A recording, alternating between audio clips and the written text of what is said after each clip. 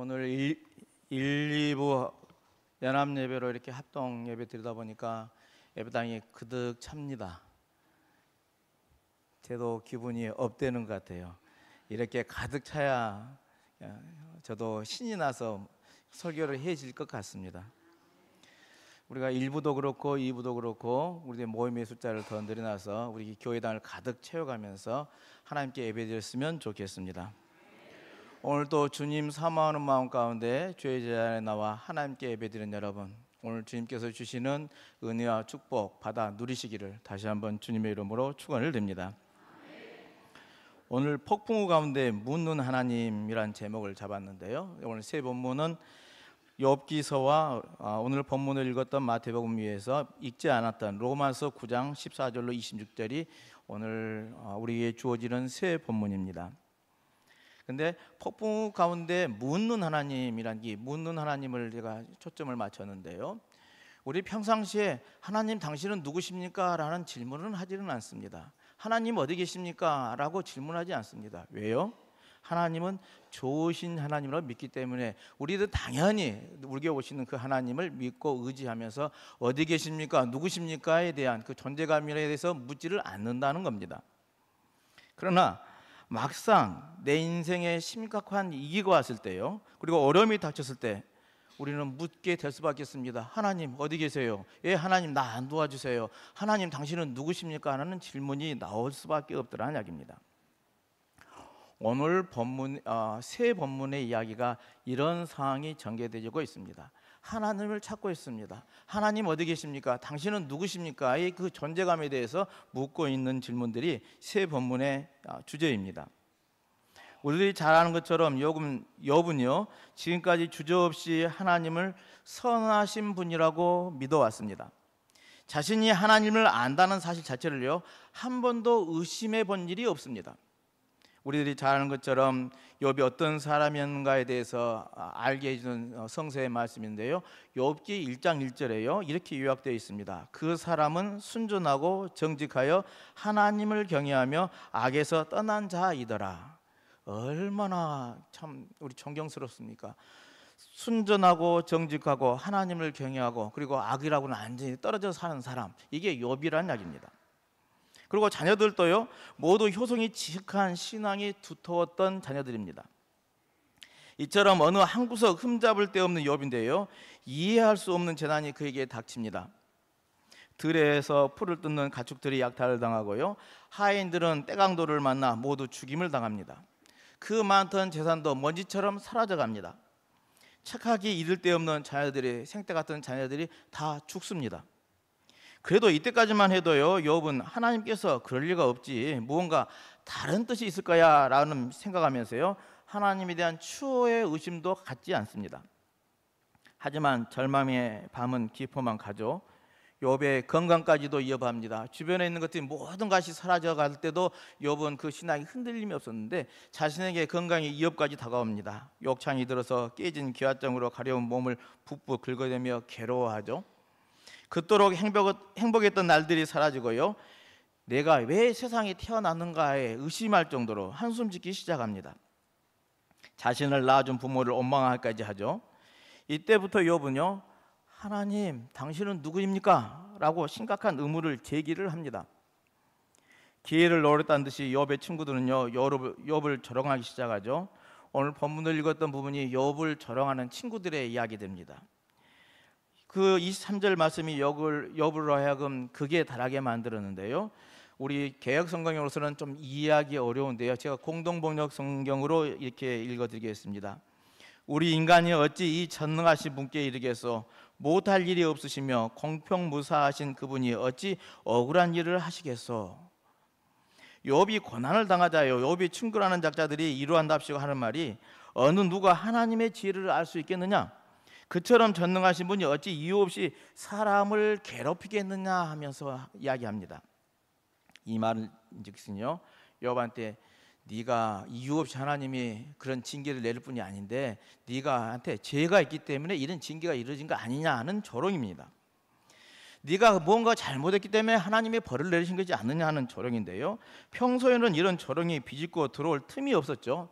그의 신앙심이 투철하였고 하나님을 믿는 신앙이 흔들림이 없었는데 연약해지니까, 그리고 삶이 고난해지고 어려움이 닥치니까요, 이게 찾아오더란 이야기입니다.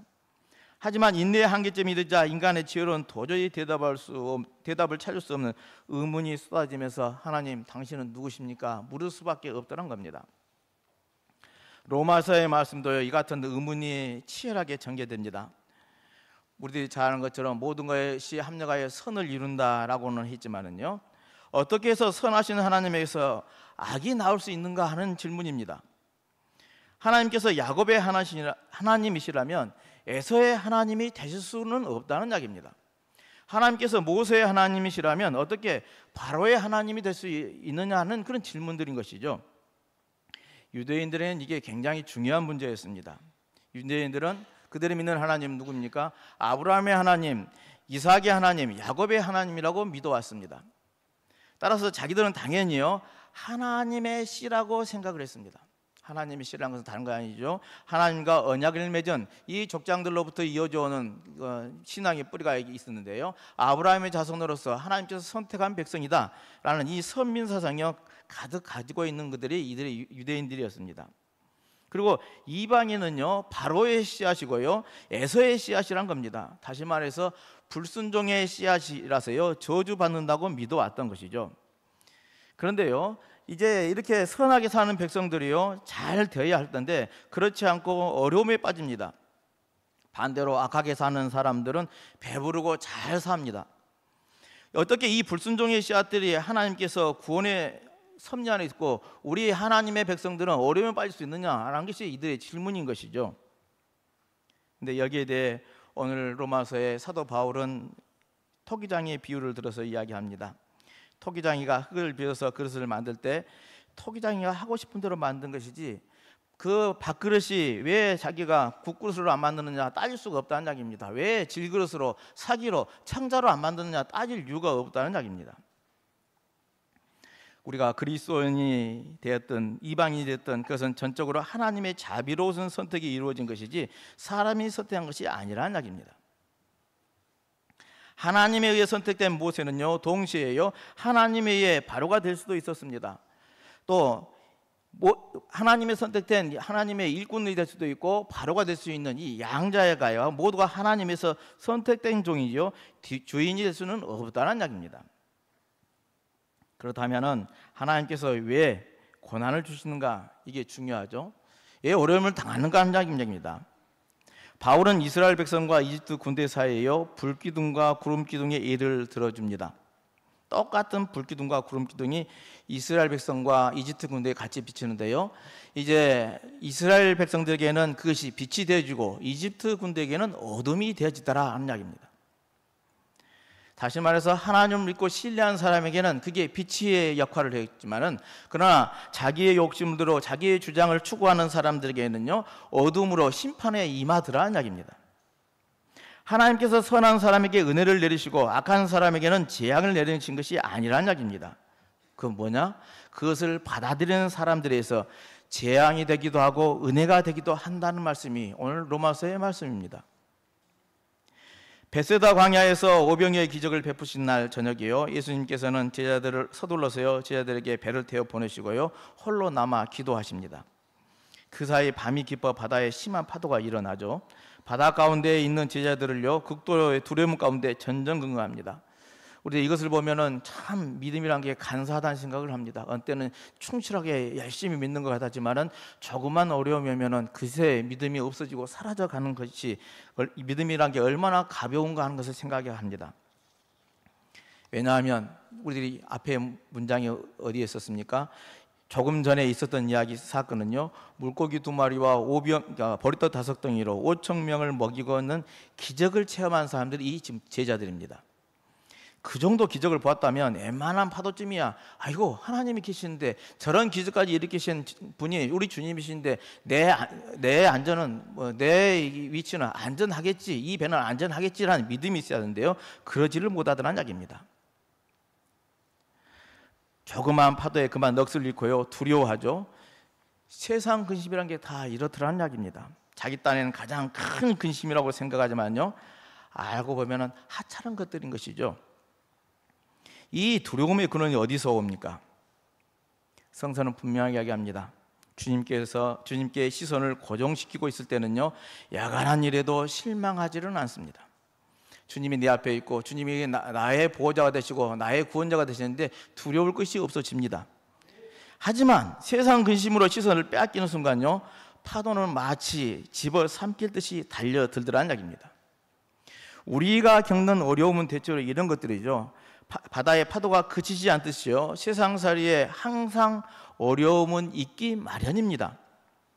그러나 우리의 시선이 주님께로 고정되어 있을 때는요, 전혀 어려움이란 생각이 들지 않지만요, 반대로 세상 근심으로 눈을 돌리는 순간 파도는 마치 죽음의 권세로 변화해서 우리들에게 닥쳐오더라는 겁니다.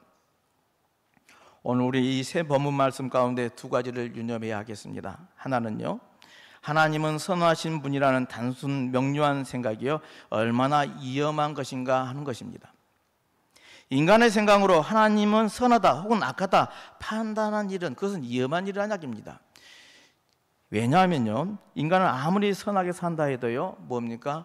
우리들이 지난 4주 동안 계속 반복해서 했던 것처럼 이 세상을 창조하신 이가 누구십니까? 하나님이십니다. 우리는 피조물입니다. 하나님은 창조주고 우리는 피조물입니다. 피조물인 인간이 결코 창조주 하나님을 그가 선하다 악하다 판단할 수 없는 존재, 판단할 수가 없다는 이야기입니다. 우리는 그저 피조물이고 하나님은 창조주이십니다. 두 번째로, 우리가 역경에 처할 때마다요, 문제가 되는 것은요, 역경 자체가 아니라요, 우리의 시선이 하나님으로부터 떠나서요, 세상 근심에 사로잡히기 때문에 그렇다 한 이야기입니다. 어려운 일이 와서, 힘든 일이 와서 내가 시험에 드는 것이 아니라요, 우리의 믿음이 힘해질 때 세상 근심은 파도처럼 두려움으로 우리에게 다가선다는 겁니다. 그러기에 우리 그리스도인은요, 세상 근심에 마음에 끌려가지 않도록 조심해야 할 것입니다. 우리들의 마음이요, 하나님께 향하고 있는 동안만큼은요, 어떤 어려움도 능히 극복할 수가 있습니다. 여러분, 예수님께서도 당신의 마음이 세상 근심에 사로잡히지 않기 위해서요, 항상 하나님께 기도하셨음을 잊지 마십시다. 우리의 시선이 주님께로 고정되어 있을 때는요, 전혀 어려움이라는 생각이 들지 않지만요, 반대로 세상 근심으로 눈을 돌리는 순간 파도는 마치 죽음의 권세로 변화했음을 잊지 마시길 바랍니다. 그러기에 우리들은 세상 근심에, 내게 닥쳐오는 어려움과 환난과 역경에 시선을 두지 말고 오직 주님만 바라봐야만 합니다. 주님과 시선을 맞추고 있는 한, 주님이 나의 구주가 되시는 한, 우리는 이 세상 근심 걱정을 능히 이겨내고 승리하며 살게 될 줄로 믿습니다. 여러분, 오직 주만 바라보고 주를 의지하고 주의 십자길로 나아가는 저와 여러분들의 삶이 되시기를 주님의 이름으로 축원을 드립니다.